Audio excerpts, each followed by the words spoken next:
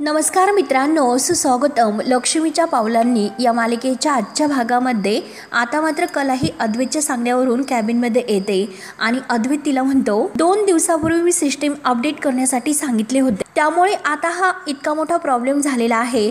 तेव्हा आता कला म्हणते की सॉफ्टवेअरमुळे डेटा उडवणं याचा काही संबंध आहे. तेव्हा अद्वैत तिला म्हणतो की तुला काही कळते का टेक्नॉलॉजीबद्दल? आय मीन म्हणजे कधी कधी सिस्टीम अपडेट करताना हे असे इश्यू होऊ शकतात. तेव्हा आता कला म्हणते की ओके ठीक आहे, झाले असेल. तेव्हा आता लगेच अद्वैत म्हणतो की हे बघ आता ऐक, तू 1 ग्रॅम सोन्याचे जे काही डिझाईन्स बनवले होते ते आहे का तुझ्याकडे?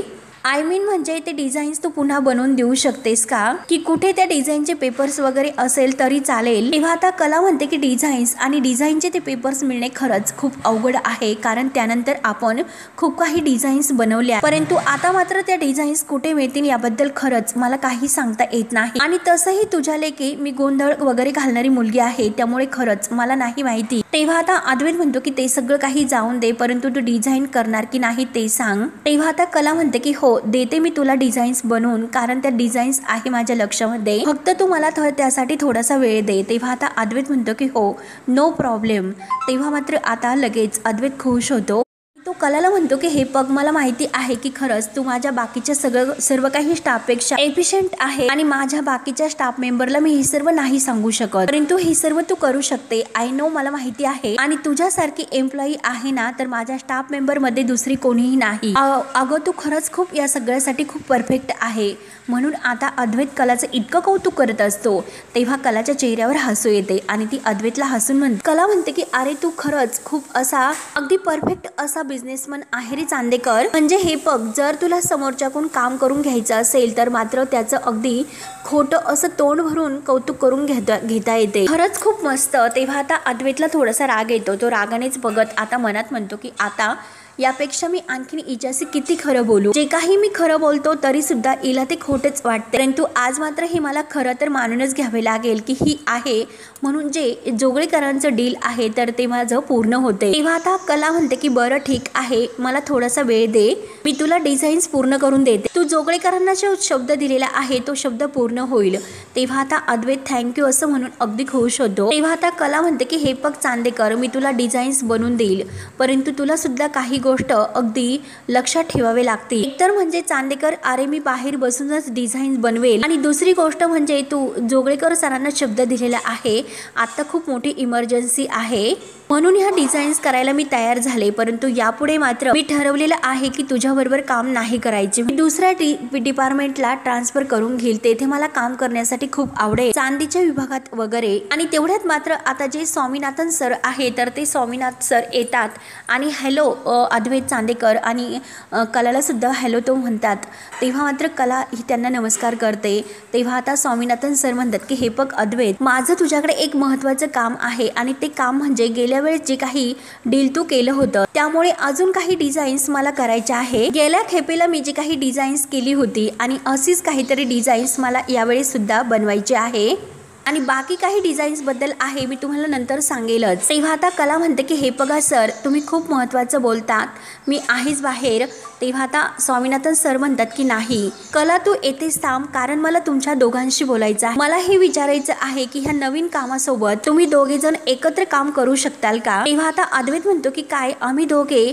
तर लगेच आता हे स्वामीनाथन सर म्हणतात की हे बघा, म्हणजे चांदेकरांसोबत जे काही काम होईल तर ते ह्या कामाचा विभाज्य असा भाग असेल, त्यामुळे कलाच्याच अगदी मेहनतीने ही डिझाईन्स अगदी उत्तम आणि छान झालेली आहे. आणि चांदेकर म्हणजे कला आणि कला म्हणजे चांदेकर, त्यामुळे माझी अशी इच्छा आहे की कलाने तुझ्या अंडर हे काम करावे. तेव्हा अद्वैतला तर हे ऐकून आनंदच होतो, कारण कला बरोबर काम करायचं म्हणजे अद्वैतला तर आनंदच असतो, परंतु कला आता अद्वैतकडे बघत असते. तेव्हा आता लगेच स्वामीनाथन सर विचारतात की काय तुम्ही दोघं एकत्र काम करताना? कला मात्र अद्वैतकडे पाहत असते. तेव्हा अद्वैत लगेच म्हणतो की नाही सर, आम्हाला काही प्रॉब्लेम नाही, तुमच्याबरोबर काम करण्यासाठी आम्हाला आवडेलच.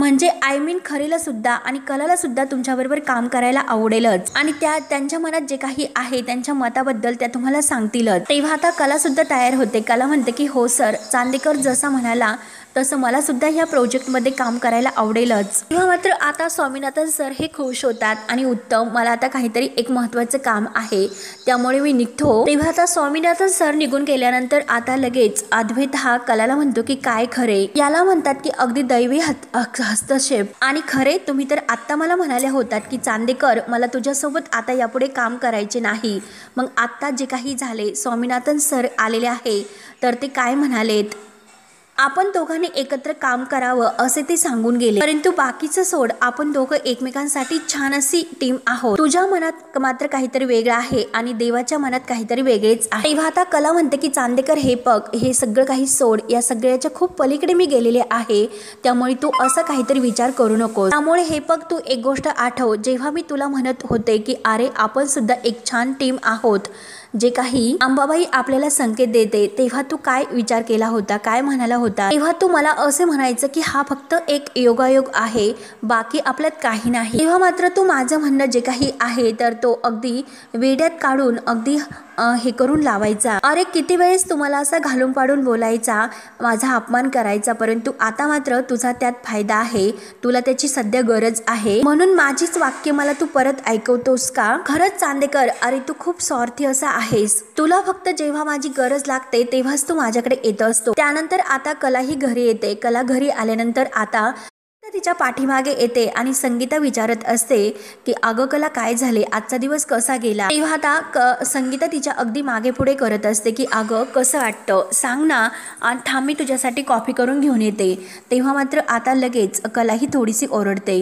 कला म्हणते की आई हे मला कॉफी वगैरे जे काही हे विषय आहे तर त्याची सवय नाही आणि कॉफी वगैरे मला तर आवडतच नाही। तेव्हा आता संगीता अगदी प्रेमाने तिला जवळ घेते आणि बरं बरं अगं शांत हो, अगं माझी बाई शांत, काय झालं तुला, जरा शांत हो।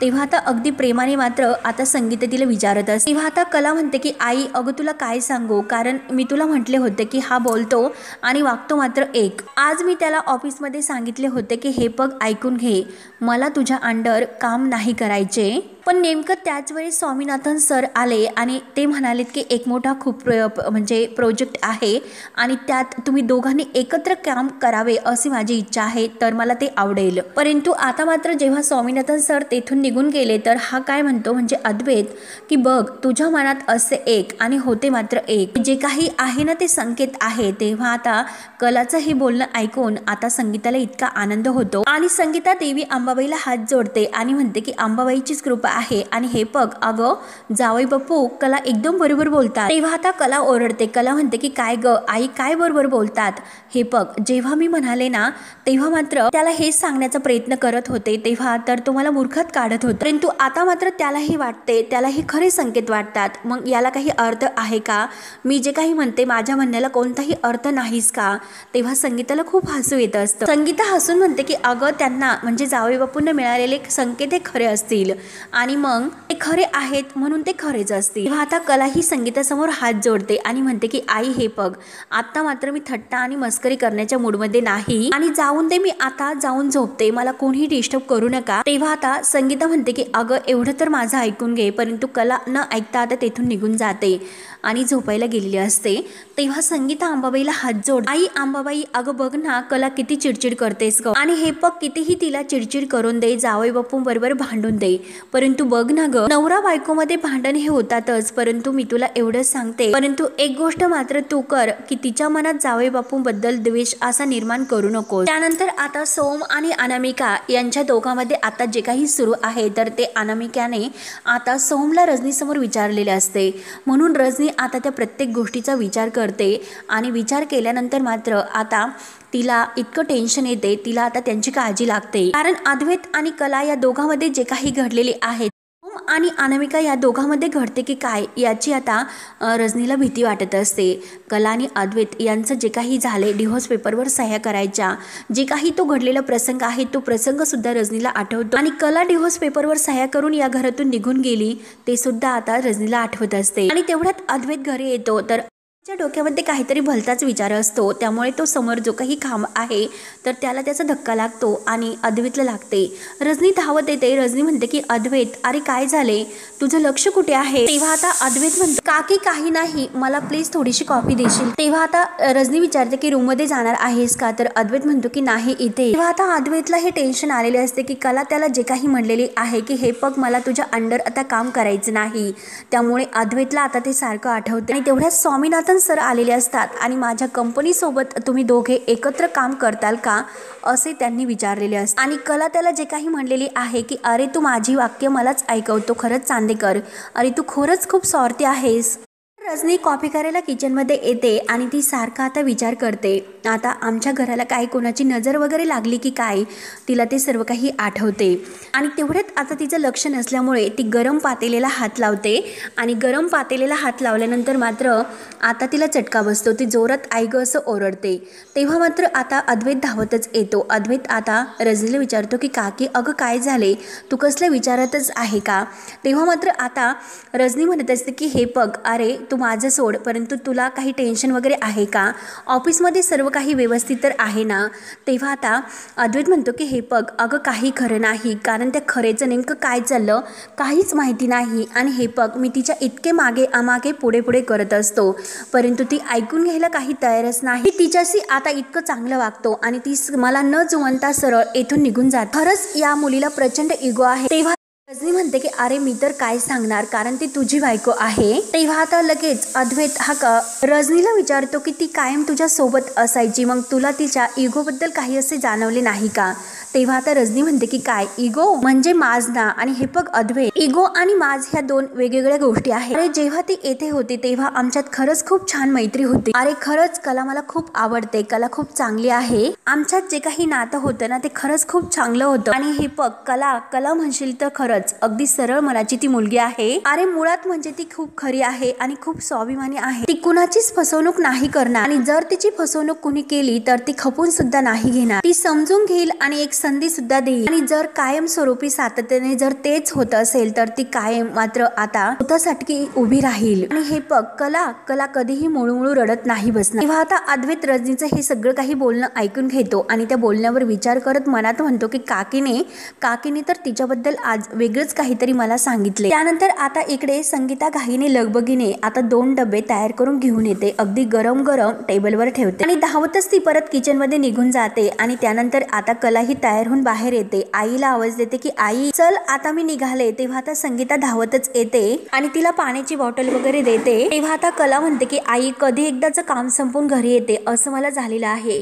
संगीता तिचा डबा वगैरे सगळं काही व्यवस्थित पिशवीमध्ये घालून देत असते. तेव्हा आता लगेच दुसरा सुद्धा डबा ती पिशवीमध्ये घालून देते आणि जे काही काम करशील ते आनंदाने कर असं म्हणत असते. तेव्हा कला म्हणते की आई 1 मिनिट, अगं हे 2 डबे तू मला कशाला देते? तेव्हा आता संगीता म्हणते की अगं एक तुझा आणि एक जावई बापूंचा, दुपारचं ते काय म्हणतात डिनर तुम्ही एकत्र बसून एकत्रच कर. तेव्हा आता लगेच कला म्हणते की आई हे काय तुझं? अगं मी त्याचा डबा वगैरे काही घेऊन जाणार नाही, जेवण तर एकत्र बसून करायला बाजूला, त्याला जर हवं असेल तर तो येईल आणि त्याचा डबा घेऊन जाईल. आणि तेवढ्यात मात्र अद्वैत दाराशी येतो आणि आलो मी असे खुशून तो म्हणतो. तेव्हा आता अद्वैतला बघून संगीताला खूप आनंद होतो. तर आता अद्वैतला बघून खूप राग येतो. तेव्हा आता संगीता धावतच जाते आणि जावई बापू आले. जावई बापू अहो या अहो तुम्ही तर नावाप्रमाणेच आलात आणि आत्ताच मी तुमची आठवण काढत होते, त्यामुळे मी तुमच्यासाठी कॉफी घेऊन येऊ का?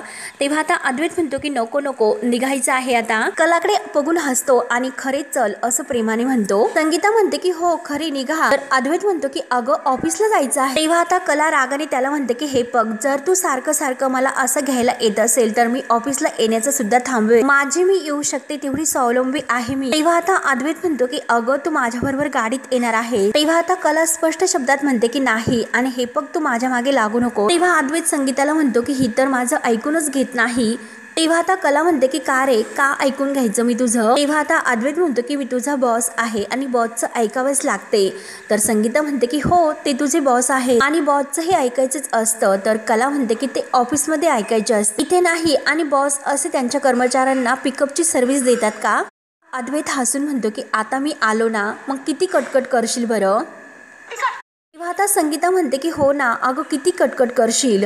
तेव्हा कलाला रागच आलेला असतो। कला म्हणते की हे बघ तुझ्या सांगण्यावरून एकदा मी ऑफिसला यायला तयार झाले आणि तेथे कसे यायचे आहे ते माझ्या मनाला ठरवून दे। आणि कला आपल्या बॅगमधील जो अद्वैतचा डब्बा आहे तर तो रागाने खाली टेबलवर काढून ठेवते आणि लगेच तोऱ्यात तेथून निघते। तेव्हा आता कला निघून जाते तर अद्वैत सुद्धा आता संगीताला म्हणतो की येतो मी। तेव्हा संगीता आता अद्वैतच्या हात धरते आणि जावई बापू थांबा तुम्ही तिला जाऊन। तेव्हा आता अद्वैत म्हणतो की काय मिसेस खरे हे सगळं तुम्ही म्हणतात। तेव्हा संगीता म्हणते की हो तुमच्या बिझनेसमध्ये ती काय समोरच्या मनासारखं अगदी करून घ्यायचं असतं। अशा छोट्या छोट्या गोष्टींकडे लक्ष द्यायचं नसतं, त्या होऊन द्यायच्या असतात। त्यांच्या सुद्धा मनाला आनंदच वाटतो। आणि हे बघा ज्या मोठ्या मोठ्या गोष्टी आहेत त्याकडे तुम्ही फोकस करा। तेव्हा अद्वैत तर अगदी खुश होतो आणि संगीताच्या हातामध्ये हात देऊन म्हणतो की खरंच आयडिया तर एकदम छान दिली। आणि संगीता आता अद्वैतच्या हातामध्ये तो डब्बा देते। तेव्हा आता अद्वैत म्हणतो की काय तर संगीता म्हणते की अहो कला आणि तुम्ही दुपारचं जेवण आहे डिनर काय म्हणतात ते एकत्र करा। तेव्हा अद्वैत तर आणखीन खुश होतो आणि ठीक आहे येतो मी असं म्हणून थँक्यू सुद्धा बोलून तो आता निघून जातो। तेव्हा आता संगीता परत धावतच दाराशी जाते आणि पोहोचल्यानंतर फोन नाही केला तरी चालेल तेवढाच दोघे जण एकत्र वेळ घालवते। आणि हे मात्र मला आता आबाजींना फोन करून सांगायला हवे म्हणून ती लगेच आता आबाजींना फोन करते। आबा तर आता विहीनबाईचा फोन म्हणून अगदी खुश होतात, फोन घेतात आणि बोला विहीनबाई असं म्हणतात। तेव्हा आता संगीता खुशून म्हणते की आबाजी अहो भांडत का होईना परंतु दोघे जण तर एकत्र ऑफिसला गेले। तेव्हा आता आबा खुशून म्हणतात की आता नवरा बायको म्हटल्यानंतर गोडदोड हे भांडण होणारच आणि बरं झालं चांगली बातमी दिली तुम्ही। तेव्हा आता संगीता म्हणते की हो आणि लगेच आता आबा खुशून फोन ठेवतात। त्यानंतर आता इकडे सोहम आता कपडे वगैरे घालतो आणि मस्त आरशासमोर उभा राहून तयार होत असतो। तेवढ्यात आता अनामिका म्हणते की अरे सोहू बघू इकडे आणि बघ ना अरे तू खरंच हे कपडे घालून ऑफिसला जाणार आहेस का। तेव्हा आता सोहम विचारतो की काय ग काय झाले। तेव्हा आता अनामिका म्हणते की अरे हे बघ तू येलो कलरची एक कॅप घाल म्हणजे तू कम्प्लीट अगदी सिग्नल दिसशील आणि हे बघ तू आर्टिस्ट आहे ना। अरे मग तुझ्या ह्या कलर शाईनला काय झालं, तू कॉलेजमध्ये असताना तर असा काहीतरी तू अगदी कलर आहे तर ते सेन्स झालेला आहे। नक्की कॉलेजमध्ये असताना तू अगदी टॉप असायचा परंतु आता इतका का बदललास, का तू इतका बदल केला म्हणून अनामिका त्याच्यावर खूप हसत असते। तेव्हा आता सोहम बघतो, सोहम म्हणतो की अगं पण नवीनच आहे। तेव्हा आता अनामिका म्हणते की सोहम हे बघ अरे खरंच काहीतरी प्रॉब्लेम आहे, अरे तू खरंच खूप बदलून गेलेला आहे, तू असा कॉन्फिडन्स असतो आणि हे जे काही आहे ना ते सगळं काही तुझ्या कामात रिपीट होत। आणि हे बघ ना अरे एकेकाळी तुझे जे काही पेंटिंग्स होते ज्या पेंटिंग्सला बघून एकेकाळी मी वेडी परंतु आता मात्र तुझी जी काही पेंटिंग आहे तर ती बघावीशी सुद्धा वाटत नाही। त्यामुळे अरे तू असं का राहतोस एकदम असं विचित्र, अरे आत्ताच तुझं लग्न झालेलं आहे त्यामुळे तू तसं राहा तसं वाग। अरे जर तुझ्याकडे कोणीतरी बघितले तर ते माणसं काय म्हणतील की कोणीतरी रिटायर माणूस आमच्या समोर उभा आहे म्हणून। तेव्हा आता सोहम हे सर्व ऐकून घेतो आणि तो अनामिकाला म्हणतो की ठीक आहे मी चेंज करून येतो। तेव्हा आता अनामिका चिडून म्हणते की तुला सांगायची काय गरज लागते, तू स्वतःला का करता येत नाही। तेव्हा आता सोहम सॉरी असं म्हणते हे सर्व लक्षात ठेवे म्हणून अनामिकाला आता याचा खूप राग येत असतो। ती स्वतःच आता इतकं राग आवरते, तिला चिडचिड होत असते। तेव्हा आता सोहम पुन्हा आतमध्ये जातो। त्यानंतर आता इकडे कला आणि अद्वैत ऑफिसमध्ये येतात तर कला डिझाईन्स काढत असते, सर्व काही स्टाफ तेथे समोर बसून। तर अद्वैत आता कलाच्या समोर बसून उभाच असतो आणि तो अगदी हो नाही असं करून हो असं कलाशी बोलत असतो। तेव्हा कलाही त्याच्याकडे रागाने पाहते। त्यानंतर आता इकडे राहुलला गौरव परांजपे याचा फोन येतो। तेव्हा आता राहुल म्हणतो की हो बोला। तर आता गौरव म्हणतो की हे बघ तुझ्या प्रपोजलचा मी विचार केला आणि बाय द वे मी तुला तू म्हटलं तर चालेल। तेव्हा राहुल अगदी खुश म्हणतो की हो चालेलच परंतु आता हे बघा तू आणि तुम्ही यासाठी वेळ नाही, जे काही मुद्द्याचं आहे तर ते बोला। तेव्हा आता गौरव खुशून त्याला म्हणतो की हे बघ आता आपण एकमेकांसोबत हात मिळवणी करायला काही हरकत नाही, कारण कसे आहे की आपल्या दोघांसाठी ही खूप मोठी संधी आहे, कारण आपल्यासाठी ते चांगले आहे। चांदेकरांच्या पेढीमध्ये अफरातफर करून आपण मात्र आपल्या स्वतःसाठी फायदा करून घ्यायचा। तू आतमधून असेल आणि मी बाहेरून असेल, त्यामुळे आता नक्की काय करायचं आहे आणि कसे करायचे आहे त्यासाठी प्लॅनिंग करण्यासाठी आपण एकत्र आज भेटूयात का। तेव्हा आता राहुल म्हणतो की अरे मी तर तुझ्याच फोनची वाट बघत होतो आणि तू माझा मित्र म्हणून येशील यासारखा उत्तम असा योग नाही। आणि तेवढ्याच सरोज आता रूममधून बाहेर पडते आणि राहुल समोर बोलत असतो। राहुल म्हणतो की प्लॅनिंगला लवकरात लवकर सुरुवात करूयात। तर आता गौरव म्हणतो की एकदम डन आणि फोन ठेवतो आणि राहुल अगदी खुश होऊन तेथून निघून जातो। त्यानंतर आता सरोज हे सर्व बोलणं ऐकून विचार करतो राहुल कसलं प्लॅनिंग करत असेल, राहुल नेमकं कसलं प्लॅनिंग करत असेल याचं खरंच काही खरं नाही, नेमकं याचं काय सुरू असेल। म्हणून आता सरोज लगेच अद्वैतला फोन करते आणि अद्वैत फोन उचलतो। तेव्हा आता लगेच सरोज म्हणत असते की अद्वैत तुला एका महत्त्वाच्या विषयावर बोलायचं आहे, तू त्या राहुलवर लक्ष ठेव, कारण राहुलचं जे काही आता चालू आहे तर राहुल बाबतीत माझा काही विश्वास नाही. आता सध्या तो जे काही वागतो त्याचं काही खरं दिसत नाही. तेव्हा आता तो कुणाशी तरी फोनवर बोलत होता, घाईघाईतच गेला, परंतु मला त्याचं बोलणं काही अगदी धड वगैरे वाटलं नाही. परंतु अद्वैतचं तर आता लक्ष पूर्ण कलाकडे असते. तो कलाला असे नाही असं हू म्हणून खुणावत असतो.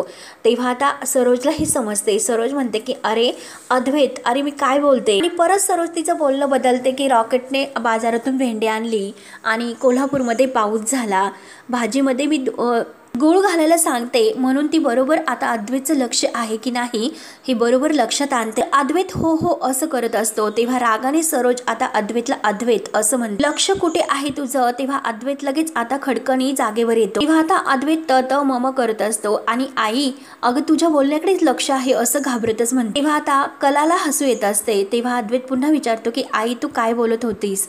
तेव्हा आता सरोज रागाने म्हणते की अजिबात नाही, माझ्या बोलण्याकडे तुझं अजिबात लक्ष नाही. तेव्हा अद्वैत त मम करत असतो आणि नाही मी त्या डिझाईन्स बघत होतो असे समोर ज्या डिझाईन सुरू आहे त्याच्यात मी गुंतलेला आहे, परंतु परत एकदा तू रिपीट करून सांग की तो नक्की काय बोलत होती. तेव्हा आता सरोज सांगते की हे बघ राहुलवर लक्ष ठेव, मला त्याचं वागणं आणि लक्षण बरोबर नाही दिसत. तेव्हा आता अद्वैत हो हो असं करतो आणि पूर्ण लक्ष डिझाईनवर ठेवतो. तेव्हा आता सरोज विचार करते की नक्की ह्या राहुलचं काय सुरू असेल, परत एखाद्या मुलीचं प्रकरण तर सुरू नसेल ना. अरे देवा, याचं लग्न झालेलं आहे, याला अक्कल वगैरे का नसेल, म्हणून सरोजला टेन्शन येते. त्यानंतर आता कलाला पाणी प्यायचे असते. ती बॉटल घेते आणि पाणी आणण्यासाठी जाते. तेव्हा मात्र आता कला गेलेली बघून अद्वैत मात्र मुद्दाम फाईल इकडच्या तिकडे अगदी पसारा करून देतो. तेव्हा कला येते आणि पाहते तर काय, अद्वैत मुद्दाम तिच्या समोर म्हणतो की अरे देवा, तुझ्या टेबलवर अचानक हे काय पसारा झाला, अरे यार सगळं खराब झालंय. तेव्हा आता कला रागाने म्हणते की चांदेकर. अद्वैत म्हणतो की हे बघ तू काळजी करू नको, मी सगळं काही उचलतो, तुला मदत करतो. तेव्हा कला रागाने म्हणते की चांदेकर. तर अद्वैत तिला कॅबिन मध्ये नेण्यासाठी मुद्दाम हे सर्व करत असतो. तो तिला म्हणतो की चल कॅबिन मध्ये, अगदी कम्फर्टेबली बसून तू व्यवस्थित काम करू शकते. तेव्हा आता कला चांदेकर चांदेकर असे म्हणते. तर अद्वैत म्हणतो की हे काय चांदेकर चांदेकर लावलेस, ऐकतो ना मी एकदा, बोल काय म्हणायचं आहे ते. कला ही रागाने म्हणते की हे बघ मी तुला एकदाच सांगितले, सारखं सारखं तुम्हाला अगदी टॉर्चर करू नकोस, मी तुझ्या कॅबिन मध्ये बसायला नाही येणार, मी येथेच बसून काम करणार. तेव्हा आता अद्वैत म्हणतो की अगं मी तुला अगदी प्रामाणिकपणे हे सर्व सांगतोय, अगदी मनापासून. तेव्हा आता कला म्हणते की हे बघ जर परत तू मला सांगितले तर मी माझ्या घरी बसून हे सर्व काम करेल. तेव्हा आता अद्वैत लगेच घाबरतो आणि लगेच तो कलाकडे बघत असतो आणि कला त्याच्याकडे बघत असते. तर मित्रांनो हा भाग येथे संपतो. पुढील भागामध्ये सरोज आता ऑफिसमध्ये बघायला आलेली असते. सरोज अद्वैतला म्हणत असते की ती मुलगी आल्यापासून तुझ्या कामात लक्ष नाही, तुझं लक्ष अगदी वेगळ्याच ठिकाणी आहे. तेव्हा आता कला ही सर्व ऐकत असते. अद्वैत म्हणतो की आई ती आपल्याकडे काम करते, तिला 3 महिन्याच्या नोटीसवर येथे आणलेले आहे, 3 महिन्यात आपल्याला जी काही नवीन डिझायनर मिळेल तोपर्यंत मी तिच्याकडून वर्षभराचं काम करून घेतो की नाही बघत राहा. तेव्हा आता कला ही सर्व ऐकते आणि कलाला खूप मोठा धक्का बसतो. कला आता विचार करते की याना तर स्वतः मला तो घेऊन आलास आणि स्वतःच्या आई समोर तो असे शब्द का फिरवतो. तेव्हा आता कला ही सर्व ऐकते आणि अद्वैतला म्हणते की मला जरा तुझ्याशी बोलायचं आहे. तेव्हा अद्वैत घाबरूनच आता कलाकडे बघत असतो. तेव्हा आता मित्रांनो पुढे काय काय होतं हे पाहण्यासाठी आपल्या चॅनलला नक्की सबस्क्राईब करत राहा. धन्यवाद.